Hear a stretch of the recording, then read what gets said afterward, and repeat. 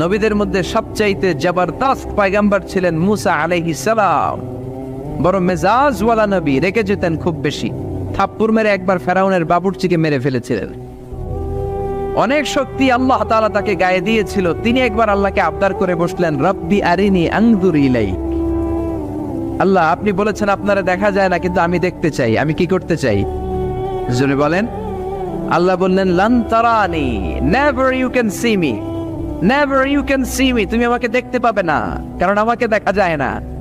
সাইয়েদনা মুসা বললেন, আমি দেখতে চাই। আল্লাহ বললেন, দেখা যায় না। মুসা বলে, দেখতে চাই। আল্লাহ বললেন, দেখা যায় না।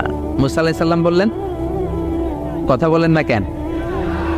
আল্লাহ বললেন, মুসা বললেন, আল্লাহ বললেন। মুসা বলে দেখতে চাই, আল্লাহ বলে দেখা যায় না। কিন্তু সাইয়েদনা মুসা আলাইহিস সালাম ছেড়ে দেবার পাত্র নয়, হেরে যাবার পাত্র নয়, পিছু হটার পাত্র নয়। মনে যেটা উঠেছে আদায় করার পাত্র হলো মুসা, ঠিক কি না? উনি বললেন, রব্বি আরিনি আনজুর ইলাইক। আল্লাহ, আপনি আমারে দেখা দেন, আমি দেখতে চাই। আল্লাহ বললেন, লান তারানি, never you can see me. ওরে মুসা, এই বায়না ধরো না, আমারে তো দেখা যায় না। এই পৃথিবীর চামড়ার চক্ষু দিয়ে আমাকে দেখা যাবে না। মুসা বললেন, আমি দেখেই ছাড়বো। আল্লাহও বুঝাতে পারেন না, মুসাও ছাড়েন না। অবশেষে নবীর আবদার রব্বুল আলামিন শুনতে রাজি হলেন। আল্লাহ বললেন, মুসা, আগামীকাল অমুক সময়ে গোসল করে ওযু করে তুর পাহাড়ে চলে আসবা। তুমি যখন দেখতেই চাও, আগামীকাল তুর পাহাড়ে চলে এসো। সাইয়েদনা মুসা আলাইহিস সালাম তুর পাহাড়ে চলে এসেছেন, কারণ ওনার ফিলিংস আমাদের ফিলিংস একরকম নয়। আমরা কি আল্লাহর কথা শুনি? জোরে বলেন। কিন্তু ওয়া কাল্লামাল্লাহু মুসা তাকলিমা, উনি আল্লাহর কথা শুনতেন। তো ওনার চিন্তা হচ্ছে, যার কথাটা এত সুন্দর, না জানি উনি দেখতে কত।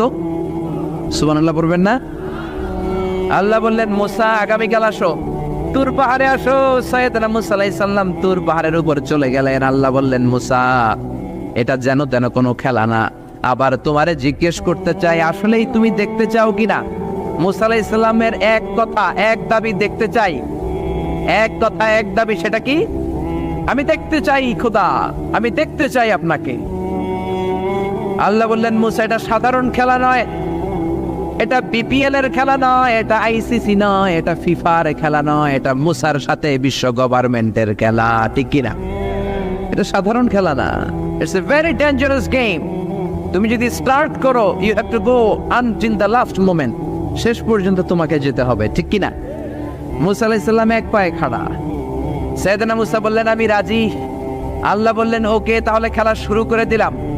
ও মুসা, তুমি দাঁড়িয়ে থাকো, খেলা এখন শুরু হয়ে যাবে। রব্বুল আলামিন মুসা আলাইহিস সালামের চারিদিকে অন্ধকার করে দিলেন। কি করে দিলেন? চারিদিকে 4 ফারসাক এলাকা, 1 ফারসাকে 12 মাইল, 4 ফারসাকে অনেক লম্বা একটা জায়গা, 3 × 36 কিলোমিটার জায়গা আল্লাহ অন্ধকার করে দিলেন। খুটখুটে অন্ধকার, এত অন্ধকার সাইয়েদনা মুসা আলাইহিস সালাম নিজের হাতটাও নিজে দেখে না। এবার মনের মধ্যে একটু ভয় চলে আসছে, কোন আওয়াজ নাই, অন্ধকার। এবার মনের মধ্যে ভয় এসেছে, কিন্তু আল্লাহকে দেখতে চায়। ওই নেশায় এখন অন্তরের মধ্যে কিছু সাহস আছে না নাই? সাহস নিয়ে দাঁড়িয়ে আছেন। এবার আল্লাহ চারিদিকে আলোকিত করে দিলেন। এবার বললেন, মুসা, আরো কিছু কাজ আছে।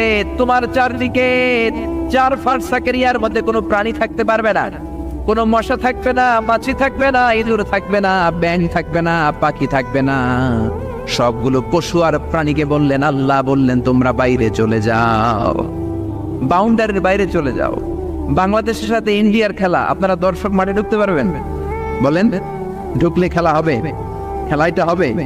আল্লাহ বললেন, সবাই বাইরে চলে যাও। সব বাইরে চলে গেল। এবার আল্লাহ বললেন, মুসা, তোমার 2 কাঁধের মধ্যে 2 ফেরেশতা আছে না নাই? কিরামান, তাদেরকেও বাইরে পাঠানোর দরকার আছে না নাই? আল্লাহ বললেন, তোমরাও 4 দিক থেকে বাউন্ডারি দেয়া এরিয়ার বাইরে তোমরা চলে যাও। এবার রব্বুল আলামিন বললেন, আল্লাহর স্পেশাল সিকিউরিটি ফোর্স ফেরেশতাকে তোমরা 4 দিকে বাউন্ডারি দাও। স্পেশাল সিকিউরিটি ফোর্স ফেরেশতা কাদের সাথে কাঁধ লাগিয়ে, পায়ের সাথে পা লাগিয়ে 4 দিকে একটা বাউন্ডারি দিলেন। চিল্লায়ে বলেন, আল্লাহু আকবার। এবার সাইয়েদনা জিবরাইলকে আল্লাহ বললেন, ও জিবরাইল, তুমিও ঢোকার চেষ্টা করো না, তুমিও বাইরে চলে যাও। সুবহানাল্লাহ। সাইয়েদনা জিবরাইল বলে, আল্লাহ, আমাকে তৈরির পর থেকে, আমাকে রূহ দেওয়ার পর থেকে আজ পর্যন্ত তোমারে আমি দেখি নাই। সিদরাতুল মুনতাহা হলো আমার লাস্ট বর্ডার।